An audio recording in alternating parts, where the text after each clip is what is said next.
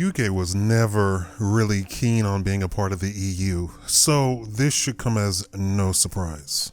Welcome to Shakaama Politics. Well, this isn't Shakaama Politics, but it soon will be a part of what Shakaama Politics is all about. You can simply type in Shakaama Politics and Shakaama Politics, the channel, will come up. Thank you for watching. So, after Brexit, there is now a Brexit tsunami expected as 34 referenda are set to rock the Union. That is the EU Union, right? The European Union. There is now an EU backlash all across the Union. Now, before I get into this, they are literally trying to solidify their hold in Brussels by building a brand new construction that looks very similar to the Tower of Babel. Isn't that kind of eerie, huh? The European Union is about to be rocked by a political tsunami with right-wing, but it's not just right-wing, parties across the continent calling for dozens of in-out referendums. A study by the European Council on Foreign Relations, the ECFR, revealed so-called extreme insurgent parties are calling for a total of 34 public votes, with matters ranging from their country's membership to the EU to refugee policy. The ECFR report blamed Europe's fear of Turkey joining the EU and the German Chancellor Angela Merkel's refugees welcome policy as major reasons behind a rapid rise in support for both right-wing and far-left anti-EU parties and their attempts to take back control of their countries.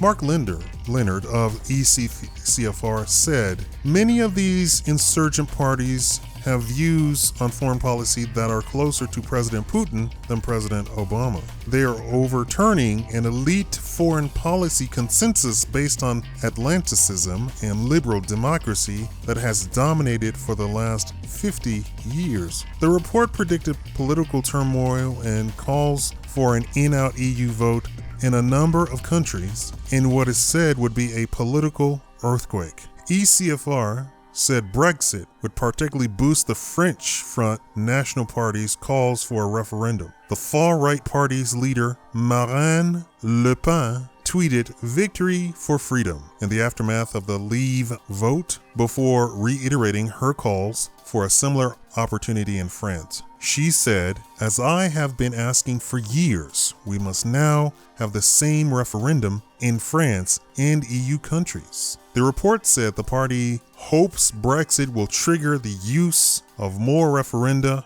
Europe-wide and wants to have a referendum on taking France out of the Eurozone, a Frexit.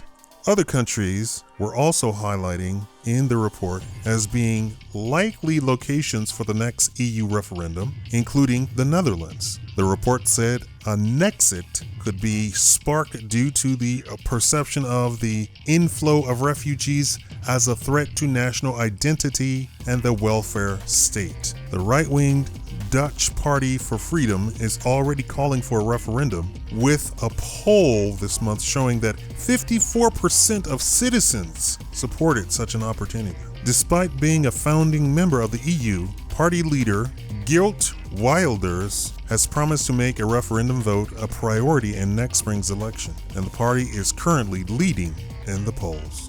An Italexit is also a possibility, with the survey revealing 48% of Italians saying they would leave the EU if presented with a referendum. The leaders of the right-wing Northern League party tweeted a celebratory message following last week's Leave victory. "Long live the courage of free citizens." He added, "Heart, head, and pride defeated lies, threats, and blackmail. Thank you, UK. Now it's our turn."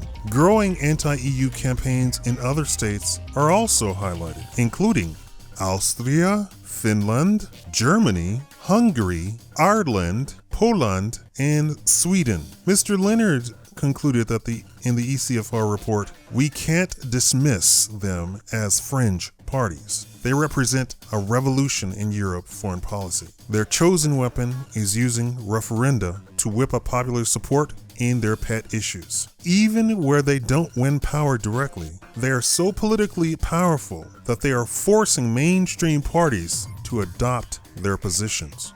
The growing discontent comes as the EU moves forward with plans to turn the bloc into a superstate. Foreign ministers of France and Germany are plotting to unveil a blueprint to do away with individual states. This would clear the way for an EU army, which Eurocrats have long supported. EU President Jean-Claude Juncker earlier this week spoke to the European Parliament over Brexit. The Brussels chief said, "I respect what the British people have said, and I would like to be respected. But we have got to see some consequences. I don't think we should condone shadow boxing or cat and mouse games. It is clear what the British people want, and we should act accordingly." I don't know what kind of threat that is, but that sounds to me like a threat. They are saying that they're going to form an EU army. These unelected